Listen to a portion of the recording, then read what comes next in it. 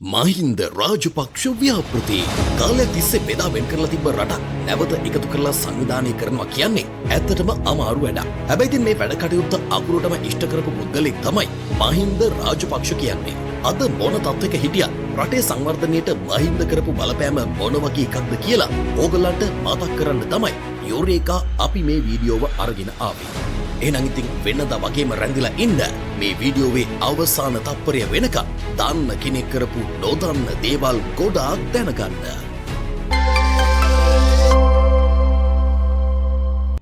අංක 25 කොළඹ කටුනායක අධිවේගී මාර්ගය ඉදිකිරීම. මහින්ද චින්තනයේ යටතේ ඉදිවුණු දෙවන අධිවේගී මාර්ගය වන කොළඹ කටුනායක අධිවේගී මාර්ගය කොළඹ සිට බණ්ඩාරනායක ජාත්‍යන්තර ගුවන්තොටුපළ දක්වා ගමන් කිරීමට පහසුකම් සලසනවා. කිලෝමීටර් 25.8ක දුරින් යුතු මේ අධිවේගී මාර්ගයේ ඉදිකිරීම 2009 වසරේ ආරම්භ වුණු අතර 2013 වසරේදී මහින්ද රාජපක්ෂ අතින් විවෘත කිරීම සිද්ධ කළා.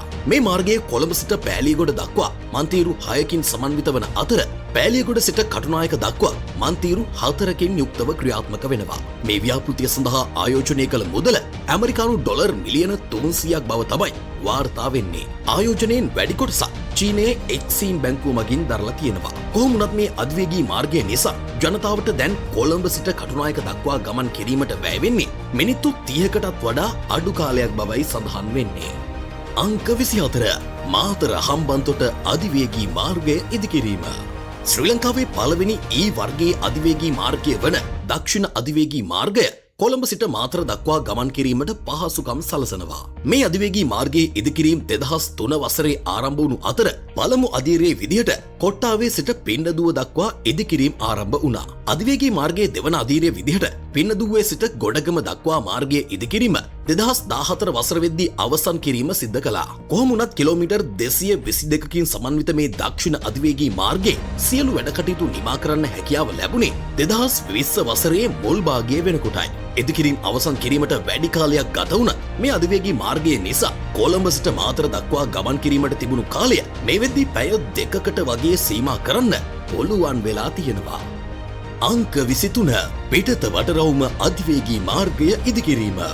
කොළඹ පිටත වටරවුම් අධිවේගී මාර්ගය කියලා කියන්නේ දක්ෂිණ සහ කටුනායක අධිවේගී මාර්ගය සමග සම්බන්ධ වෙමින් කොළඹ නගරය තුල ගමනාගමනය පහසු කරන්න නිර්මාණය වෙච්ච කිලෝමීටර් 29ක් දිග මාර්ගයකුයි. අධීර 3ක් යටතේ ඉදිකිරීම ආරම්භ කරපු මේ ව්‍යාපෘතියේ කොට්ටාව සිට කඩුවෙල දක්වා ඇති පළමු කිලෝමීටර් 11 කොටස 2014 මාර්තු මාසයේදී මහින්ද රාජපක්ෂ අතින් විවෘත වීම සිද්ධ කළා. දෙවන අධීරයේ විදිහට කඩුවෙල සිට කඩවත දක්වා මාර්ගය 2012 වසරේදී තෙවන අධීරය වන කඩවත සිට කෙරවල පිටිය දක්වා වූ කොටසත් ඉදිකරන්න රාජ්‍ය විසින් යෝජනා කරලා තිබ්බා. මේ ව්‍යාපෘතිය සඳහා ඇස්තමේන්තු කරලා තිබ්බ මුළු වටිනාකම රුපියල් බිලියන 66.69ක් වන අතර එම මුදල චීන රජයේ ආධාර මත හිමි වුණා. අංක 22 රම්බකැන් ඔය ජලාශ ව්‍යාපෘතිය. මොන්දෙනි ගඟේ අතුගංගාවක් හරස් කර ඉදිකර ඇති රම්බකැන්නොය ජලාශ ව්‍යාපෘතිය 2007 වසරේදී චමල් රාජපක්ෂගේ මූලිකත්වයෙන් ආරම්භ වුණා. රුපියල් මිලියන 3970ක් වියදම් කරමින් සිද්ධ කරපු මේ ව්‍යාපෘතිය මගින් ජලාශය අවට පවුල් 25000කට අධික ප්‍රමාණයකට පානීය ජල පහසුකම් සැපයන අතරම වාගාබිම් අක්කර දසදහසකටත් වඩා වැඩි ප්‍රමාණයක් අස්වද්දන්න පුළුවන්කම ලැබිලා තියෙනවා. අංක 21 මාම්පුරි සුළං විදුලි බල උද්‍යාන ව්‍යාපෘතිය. මෙගාවොට් 31ක විදුලි ජනන ධාරිතාවයකින් යුතු ශ්‍රී ලංකාවේ ඉදිවුණු පළවෙනි සුළං විදුලි බලාගාර උද්‍යානයේ විදිහටයි මාම්පුරි සුළං විදුලි බලාගාර උද්‍යානය හැඳින්වෙන්නේ. අධීර 3ක් යටතේ කල්පිටිය ප්‍රදේශයේ ලක්විජය බලාගාරයට කිලෝමීටර් 5ක් දුරින් ඉදිකර ඇති මෙම උද්‍යානය රුපියල් බිලියන 3ක ආයෝජනයක් විදිහටයි සැලකෙන්නේ. මෙම බලාගාරයේ නිපදවන සෑම කිලෝවෝට් පැය එකකටම වසර 8ක් යන තෙක්ම ලංකා විදුලි බල මණ්ඩලය විසින් මේ ඉදිකිරීම සිද්ධ කළ ආයතනයට රුපියල් 20ක මුදලක් ගෙවීමක් සිද්ධ කරනවා. අංක 20 බෙලියත්ත දුම්රිය මාර්ගය ඉදිකිරීම. කිලෝමීටර් 262ක් දිගින් යුතු කොළඹ කතරගම දුම්රිය මාර්ගයේ ඉදිකිරීම සිදු කිරීමට පළවෙනි වරට යෝජනා වුණේ ප්‍රේමදාස ආණ්ඩුව සමයේ. ඒත් අවස්ථා කිහිපයකදීම එම ව්‍යාපෘතිය අසාර්ථක වීම සිද්ධ වුණා. කෙසේ නමුත් කොළඹ සිට මාතර දක්වා තිබුණු දුම්රිය මාර්ගය තවත් කිලෝමීටර් 27ක් දීර්ඝ කරන්නට කටයුතු කළේ මහින්ද රාජපක්ෂ ආණ්ඩුවනුයි. කතරගම දක්වා යෝජනා වෙලා තිබුණු මේ දුම්රිය මාර්ගය අදියර 3ක් යටතේ ඉදිකිරීමට තිබුණත් පළවෙනි අදියරය මාතර සිට බෙලියත්ත දක්වා කොටස පමණ 2016 වසරේදී විවෘත කෙරුණා.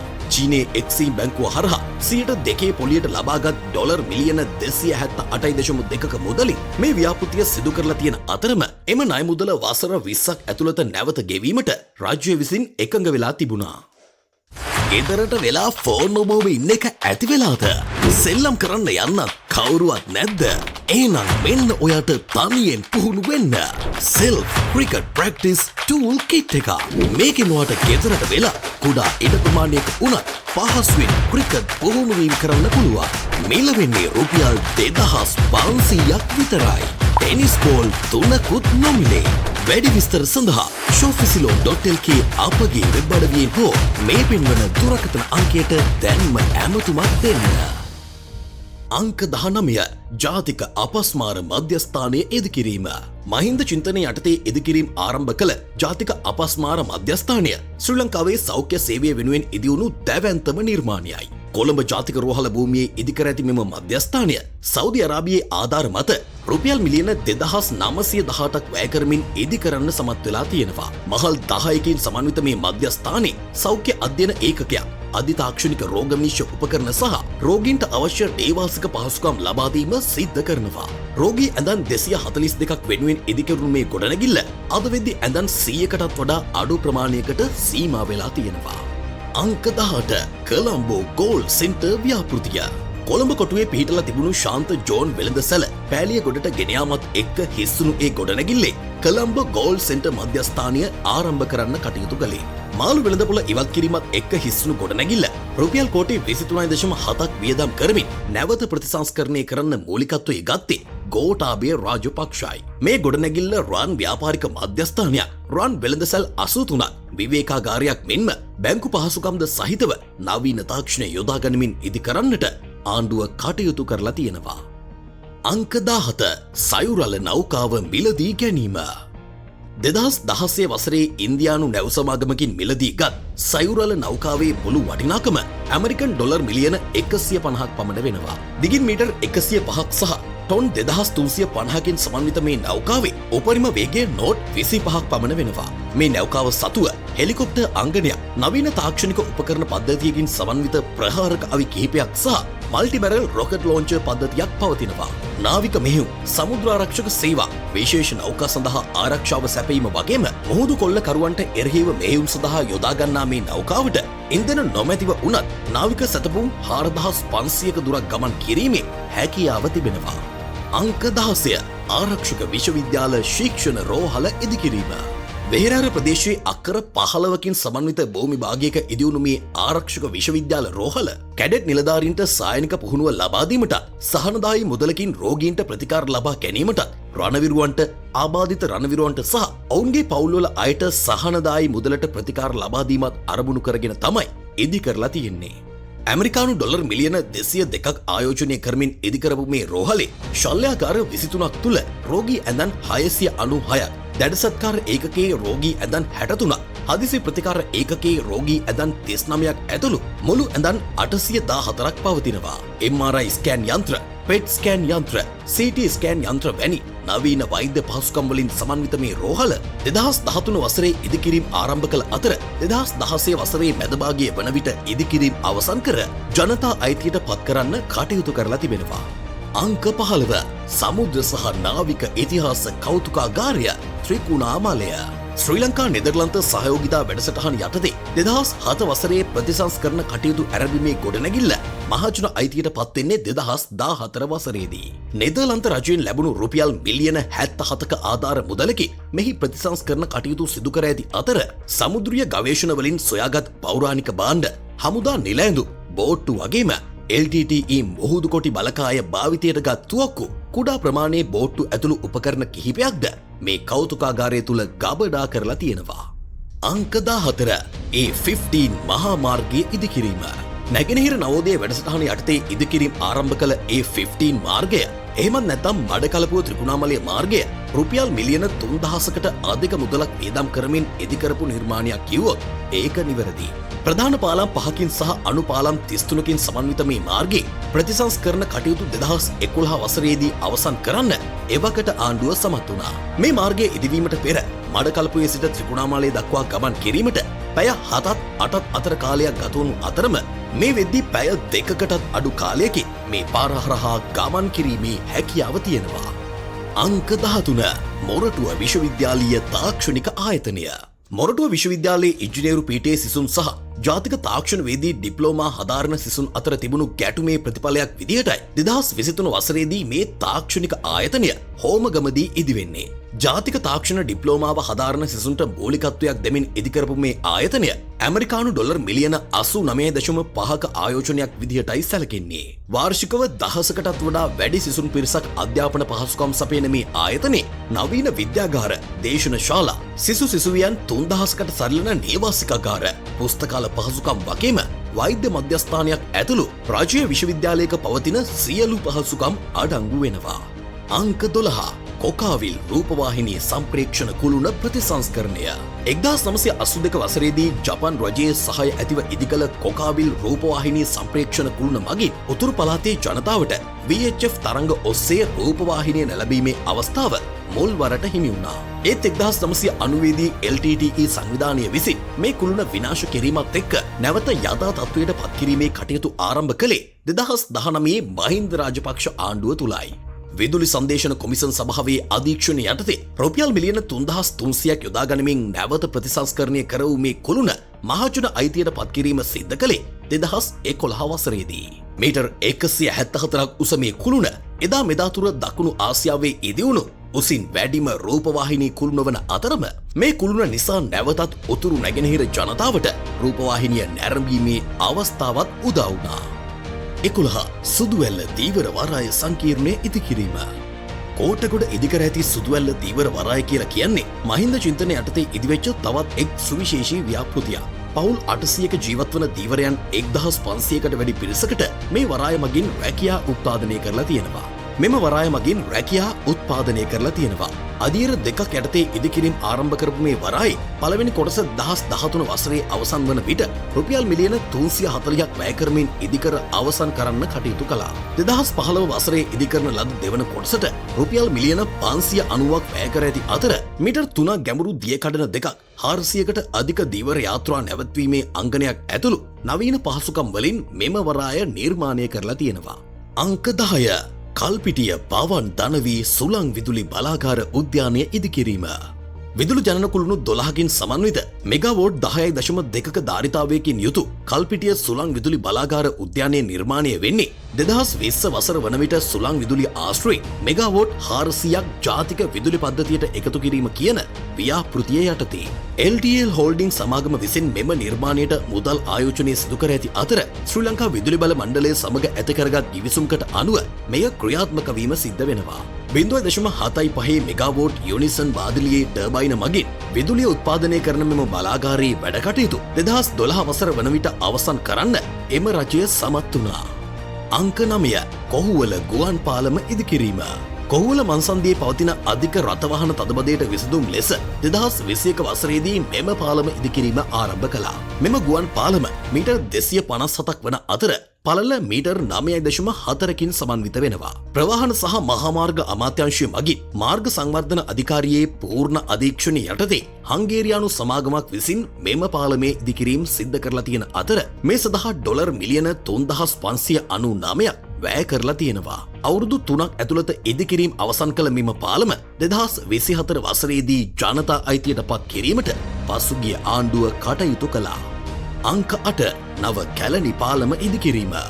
කොළඹ ප්‍රදේශයේ පවතින රථවාහන තදබදයට විසඳුමක් විදිහට නව තාක්ෂණය යොදා ගනිමින් ලංකාවේ ඉදිකිරුණු ප්‍රථම කේබල් පාලම විදිහට තමයි නව කැලණි පාලම හඳුන්වා ගන්න පුළුවන්. රුපියල් මිලියන 41,000ක් යොදා ගනිමින් ඉදිකරපු මේ පාලමේ සමස්ත දුර ප්‍රමාණය කිලෝමීටර් 3ක් වන බව තමයි සඳහන් වෙන්නේ. රුපියල් මිලියන 41,000කට අධික ප්‍රමාණයක් වියදම් කරමින් සිද්ධ කරපු මේ ව්‍යාපෘතිය 2014 වසරේදී මහින්ද රාජපක්ෂ අත්සන් තබපු ව්‍යාපෘතියක් කියලා තමයි සඳහන් වෙන්නේ. මේ ව්‍යාපෘතිය සඳහා රජය විසින් හෙක්ටයාර 12.9ක භූමි ප්‍රමාණයක් දීලා තියෙන අතර මන්තිරු 6කින් සමන්විත මාර්ගයක් මේ පාලම තුල නිර්මාණය කරන්න කටයුතු කරලා තියෙනවා.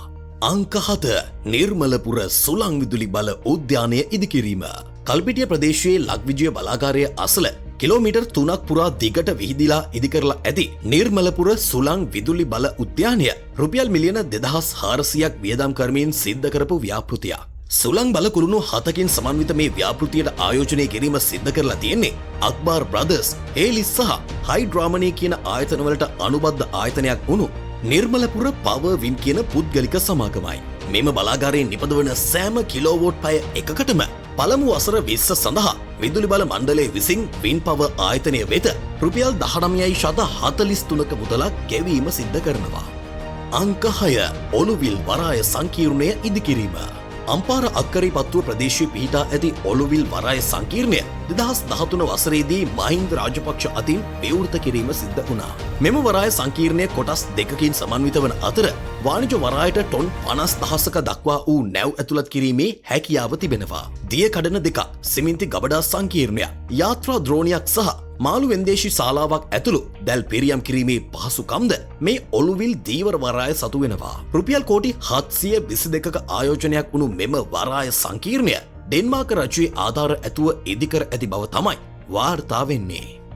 අංක 5 හම්බන්තොට ජාත්‍යන්තර සම්මන්ත්‍රණ මධ්‍යස්ථානය. ශ්‍රී ලංකාවේ දෙවන ජාත්‍යන්තර සම්මන්ත්‍රණ මධ්‍යස්ථානය වන මාගම් රුහුණුපුර ජාත්‍යන්තර සම්මන්ත්‍රණ මධ්‍යස්ථානය හම්බන්තොට සිරිබෝපුර ප්‍රදේශයේ අක්කර 28ක භූමි ප්‍රමාණයක ඉදිකරලා තියෙනවා.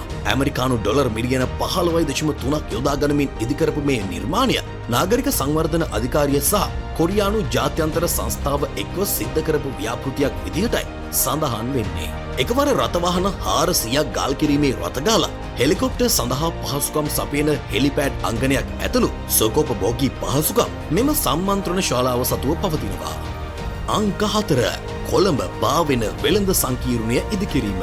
මහින්ද චින්තනය යටතේ 2014 වසරේදී රුපියල් මිලියන 352ක් වියදම් කරමින් කොළඹ නගරයේ සිද්ධ කරපු දැවැන්තම ව්‍යාපෘතිය තමයි පාවෙන වෙළඳ සංකීර්ණ ව්‍යාපෘතිය කියලා කියන්නේ. පිටකටුව බේරවැව පදනම් කරගෙන ඉදිවුණු මෙම වෙළඳ සංකීර්ණයේ වෙළඳ සැල් 90කට අධික ප්‍රමාණයක් පවතිනවා. කොළඹ නගරයේ සංචාරක කර්මාන්තය ප්‍රවර්ධනය කිරීමේ අරමුණින් ඉදිකරපු මේ වෙළඳ සංකීර්ණය අභාවයට යාමට පටන් ගත්තේ යහපාලන ආණ්ඩුව සමයේ. කොහොම වුණත් මේ වෙද්දි මේ වෙළඳ සංකීර්ණය සම්පූර්ණයෙන්ම අතහැර දමා ඇති අතර මේන් නැවතත් ප්‍රයෝජන ගැනීමට අවශ්‍ය නිසා ජපන් ආයෝජනයක් සොයා ගැනීමට පසුගියදා ආණ්ඩුව කටයුතු කරලා තිබ්බා. අංක 3 සූරියවැව මහින්ද රාජපක්ෂ ක්‍රීඩාංගණය. 2011 වසරේ ලෝක ක්‍රිකට් කුසලානය අරමුණු කරගෙන සූරියවැව ප්‍රදේශයේ ඉදිවුණු මහින්ද රාජපක්ෂ ක්‍රිකට් ක්‍රීඩාංගණය මෙරට ඇති විශාලතම ක්‍රිකට් ක්‍රීඩාංගණයයි. ප්‍රේක්ෂකයන් 35,000කට අධික ප්‍රමාණයකට එකවර තරඟ නැරඹීමේ හැකියාව ඇති මේ ක්‍රීඩාංගණේ අතිනවීන තාක්ෂණය යොදා ගනිමින් නිර්මාණය කෙරුණු මාධ්‍ය කුටි, නැරඹුම් වේදිකාගාර වගේම ක්‍රීඩක විවේකාගාරයන්ද පවතිනවා. රුපියල් කෝටි 98ක් වියදම් කරමින් සිද්ධ කරපු මේ ව්‍යාපෘතිය 2009 වසරේදී ජනතා අයිතියට පත් කිරීම සිද්ධ කරනු ලැබුවා. අංක 2 මාගම්පුර මහින්ද රාජපක්ෂ වරාය. 2008 වසරේ රාජපක්ෂ ආණ්ඩු සමයේ ඉදිකිරීම ආරම්භ කළ මාගම්පුර මහින්ද රාජපක්ෂ වරාය කියන්නේ මෙරට ඉදිකරපු දෙවන ජාත්‍යන්තර වරායයි. චීන රජයේ ආධාර මත ලැබුණු ඩොලර් මිලියන 561කින් වරායේ මූලික ඉදිකිරීම් කටයුතු ආරම්භ වුණා. නැංගුරම් පොළවල් 3කින් සමන්විත වූ මේ වරායේ පිවිසුම් මාර්ගය මීටර් 210ක් තරම් පළල වූ බව තමයි වාර්තා වෙන්නේ. කොහොම වුණත් මේ වෙද්දී මාගම්පුර මහින්ද රාජපක්ෂ ජාත්‍යන්තර වරාය ව්‍යාපෘතිය මගින් මේ රට ජනතාවට ලැබෙන ප්‍රතිලාභ සීමා වෙලා තියෙනවා. අංක 1 මත්තල ජාත්‍යන්තර ගුවන් තොටුපළ. 2009 වසරේ මහින්ද රාජපක්ෂ ආණ්ඩු සමයේ ඉදිකිරීම් ආරම්භ කරපු මත්තල ජාත්‍යන්තර ගුවන් තොටුපළ ශ්‍රී ලංකාවේ ඉදිවුණු දැවැන්තම සහ දෙවන ජාත්‍යන්තර ගුවන් තොටුපළයි. චීන ජනරජයෙන් ලැබුණු ඇමරිකානු ඩොලර් මිලියන 210ක ආධාර මත ඉදිකරුණු මේ ගුවන් තොටුපළේ නවතම එයාබස් ගුවන් යානා ගොඩබැස්වීමේ පහසුකම් පවතිනවා. නවීන පහසුකම් ඇතිව නිර්මාණය කර ඇති මේ ගුවන් තොටුපළ දේශීය මෙන්ම විදේශීය ගුවන් ගමන් සඳහාද යොදාගත හැකි අතර හම්බන්තොට වරායටද යාපදවුම ඉදිකර තිබෙනවා. එහෙනම් ඉතින් මේ වීඩියෝ එක ගැන ඔයාට හිතන දේ පහලින් කමෙන්ට් එකක් දාගෙන යන්නත් අමතක කරන්න එපා. ඉතින් මේ වගේ තවත් අලුත් වීඩියෝ එකක් අරගෙන එනකන් අදට අපි ගිහිල්ලා එන්නම්. ඔයාට සුබ දවසක්.